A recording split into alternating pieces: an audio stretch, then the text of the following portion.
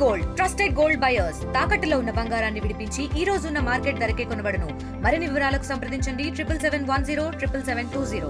పలు అభివృద్ధి కార్యక్రమాలకు మంత్రులు ఇనాగ్రేషన్ చేసిన పరిస్థితి. అనంతరం ఈ ప్రధానంగా అటు హాస్పిటల్ కావచ్చు, అదేవిధంగా కాలేజ్ కావచ్చు, జూనియర్ కాలేజ్ కావచ్చు. ఒకసారి మనతో పాటు మంత్రి గారు కూడా ఉన్నారు. ఒకసారి మంత్రి గారితో మాట్లాడించే ప్రయత్నం చేద్దాం. అసలు దీని మీద అన్న చెప్పండి అన్న, ఏంటి పరిస్థితి?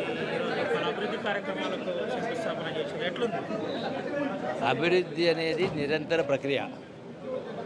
ఇప్పుడే చూసిన మీరు ఒక కార్పొరేట్ స్థాయికి ధీటుగా 30 పడకల ఆసుపత్రి ఇనాగ్రేషన్ జరిగింది. ఇదే స్కూల్ బిల్డింగు 10 రోజుల క్రితం కూడా దీన్ని ఇనాగ్రేషన్ చేసుకోవడం జరిగింది. ఆ పేద విద్యార్థులతో పాటు కలిసి సహపంక్తి భోజనం చేయడం జరిగింది. అట్లాగే ఇంకొక జూనియర్ కాలేజ్ దగ్గరికి వెళ్తూ ఉన్నాం.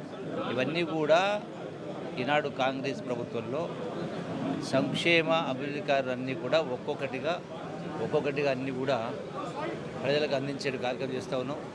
సంక్షేమం కూడా పెద్ద ఎత్తున జరుగుతూ ఉంది. రకరకాల స్కీములు అభివృద్ధి కార్యక్రమం జరుగుతూ ఉన్నది. గత 10 సంవత్సరాల కాలంలో గత ప్రభుత్వం రాష్ట్రాన్ని ఆర్థికంగా కుప్పగూల్చే పరిస్థితి తీసుకొచ్చింది. అయినా కూడా చెప్పిన మాట నిలబెట్టుకుంటూ ఇవన్నీ కూడా ఒక్కొక్కటిగా అమలు చేస్తూ ఉన్నాం. మీరేమో అభివృద్ధి అంటున్నారు, అటు ప్రతిపక్షాలు బీఆర్ఎస్ పార్టీ లాంటి ఏమో అంత విధ్వంసం జరుగుతుంది, ఎక్కడ ఏది లేదు, అంత నాటకం అంటున్నారు. ఎటు చూడొచ్చు అన్న, ఏంది అసలు? నా ప్రశ్నకు సమాధానం చెప్తే వాళ్ళ సమాధానంలోనే నా ప్రశ్న ఉంది. ఓకే, 21 మంది ముఖ్యమంత్రులు 64 సంవత్సరాలు పరిపాలన చేస్తే ఈ రాష్ట్రం పైన ఉన్న అప్పు కేవలం 75,000 కోట్ల రూపాయలు ఉన్నాయి. ఈ 75 కోట్ల రూపాయలకు సంవత్సరానికి 6,000 కోట్ల రూపాయలు వడ్డీ అసలు కంతులు కట్టేది. ఒక ముఖ్యమంత్రి కేసీఆర్ గారి పరిపాలనలో 10 సంవత్సరాల కాలంలో 75,000 కోట్ల పోయి 8 లక్షల కోట్లు అయిపోయింది. అప్పుడు సంవత్సరానికి 6,100 కోట్లు ఇన్స్టాల్మెంట్ కడతా ఉంటే ఇప్పుడు నెలకు 6,100 రూపాయలు కట్టాల్సి వస్తూ ఉంది. అంటే గడిచిన ఒకటిన్నర సంవత్సరాల కాలంలో 1,20,30,000 కోట్ల రూపాయలు గత ప్రభుత్వం చేసిన అప్పులు తీర్చడం వడ్డీలకే కట్టడం జరిగింది. అంటే మళ్ళీ విధ్వంసం ఎవరు చేసినట్టు? తెలంగాణ యాజిటేషన్లో అయినా కూడా అంత విధ్వంసం జరిగినా కూడా గత స్కీమ్లు ఏవి ఎత్తేయకుండా ప్రస్తుత స్కీములు అన్నీ కూడా మనం కొనసాగించి ఏర్పాటు చేస్తున్నాం కదా. కొత్తగా ఎన్నో స్కీమ్ తీసుకొచ్చినాం కదా.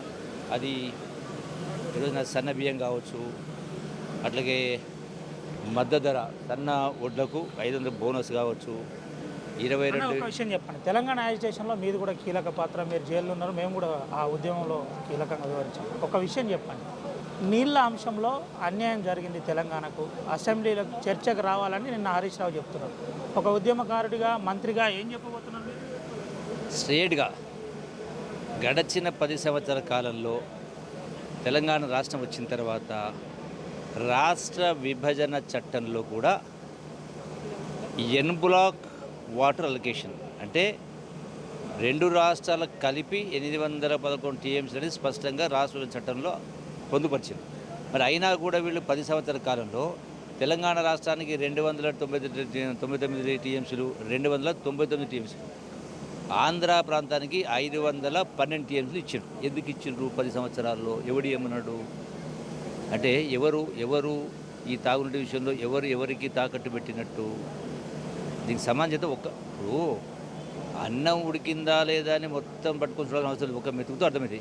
ఈ ఒక్క ప్రశ్నకు సమాధానం చెప్తే ఎవరు చేసింది అర్థమవుతుంది కదా. అసెంబ్లీలో చర్చకు ఎందుకు కాంగ్రెస్ సిద్ధంగా లేదని అంటున్నారు.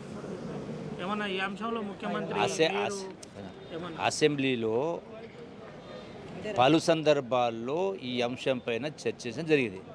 ఏమన్నారు మా ముఖ్యమంత్రి గారు? కేసీఆర్ గారు ప్రతిపక్ష నాయకుడిగా మీరు శాసనసభకు వచ్చి మీ సుదీర్ఘ అనుభవం కదా, వీటన్నిటిపైన కూలంకషంగా చర్చిద్దామంటే గతంలో 18 మాసాల నుంచి రాలే మీరు. ఇప్పుడు మళ్ళీ మీరైతే మీ పార్టీ నాయకులు ప్రస్తావిస్తారో మళ్ళీ ఒకసారి శాసనసభకు మనం చర్చిద్దాం రండి మీరు అంటున్నారు. సో ఆ ముఖ్యమంత్రి కేసీఆర్ గారినే మా ముఖ్యమంత్రి రేవంత్ రెడ్డి గారు శాసనసభ స్పీకర్కు మీరే రాతపూర్వకంగా ఏ తారీఖున అసెంబ్లీ పెట్టాలనో మీరు లెటర్ ఇవ్వండి అన్నాం. ముఖ్యమంత్రి వద్దు మేము సరిపోతుందని హరీష్ రావు, కేటీఆర్ అది ప్రజాస్వామ్య లక్షణం కాదు కదా. మరి సరిపోకపోతే మరి ప్రతిపక్ష నాయకుడు పోతే మీకేకుండా ఆయన ఎందుకు పెట్టుకున్నాడు? సరిపోకపోతే మీరు సరిపోరనే కదా ఆయన ప్రతిపక్ష నాయకుడిగా అసెంబ్లీలో ఉంది. మీరు సరిపోతే మరి ఆయన తీసి మీకు ఇవ్వచ్చు కదా ప్రతిపక్ష నాయకుడిగా. అంటే ఇదంతా దీన్ని ద్వంద్వ విధానం అంటారు, ద్వంద్వ వైఖరి అంటారు. స్పష్టంగా చర్చించడం జరిగింది, మళ్ళీ చర్చించడానికి రెడీగా ఉండడం జరిగింది. కేసీఆర్ శాసనసభ ప్రతిపక్ష నాయకుడు ఉన్నప్పుడు ఆయన రావాలా, వచ్చి సలహాలు సూచనలు ఇవ్వాలా, అవసరం ఉంటే మా ప్రభుత్వం మాట్లాడితే దానిపైన వివరణ ఇవ్వాలా.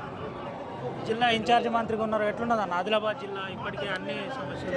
ఇది నాది ఆదిలాబాద్ జిల్లా ఇన్ఛార్జ్ వచ్చిన తర్వాత ఇది నాది 2వ పర్యటన. మన ఆదిలాబాద్ జిల్లా పైన మధ్యలోకి వచ్చినాం. 100% సమస్యలు ఏమున్నా కూడా పారదర్శక పరిపాలన అందించే కార్యక్రమం చేస్తాం.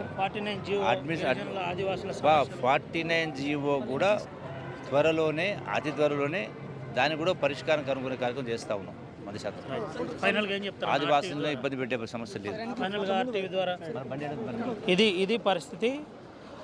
ఒకవేళ ముఖ్యమంత్రి చర్చకు రమ్మన్నప్పుడు ఎందుకు రాలేదని సూటిగా అడుగుతున్న పరిస్థితి. దీంతోపాటు పలు అంశాలు జిల్లా ఇన్ఛార్జ్ మంత్రి జూపల్లి కృష్ణారావు మాట్లాడి నీళ్ళ అలికేట్ విషయంలో బీఆర్ఎస్ గత ప్రభుత్వం తప్పు చేసింది, గత ముఖ్యమంత్రి తప్పు చేశాడని చెప్పిన పరిస్థితి. అనంతరం ఇప్పుడున్న పరిస్థితుల్లో కేటీఆర్ హరీష్ రావు కాదు, అటు నేరుగా కేసీఆరే రావాలని జిల్లా ఇన్ఛార్జ్ మంత్రి జూపల్లి కృష్ణారావు చెబుతున్న పరిస్థితి. దీంతోపాటు 49 జీవో అంశంలో ఎక్కడ తగ్గేదే లేదు, ఆదివాసీలకు అనుగుణంగా మేము ఉంటామని ఆర్టీవీతో ఎక్స్క్లూజివ్గా జూపల్లి కృష్ణారావు మాట్లాడిన పరిస్థితి. సుమంతో రవినాయక్, ఆర్టీవీ, ఆదిలాబాద్.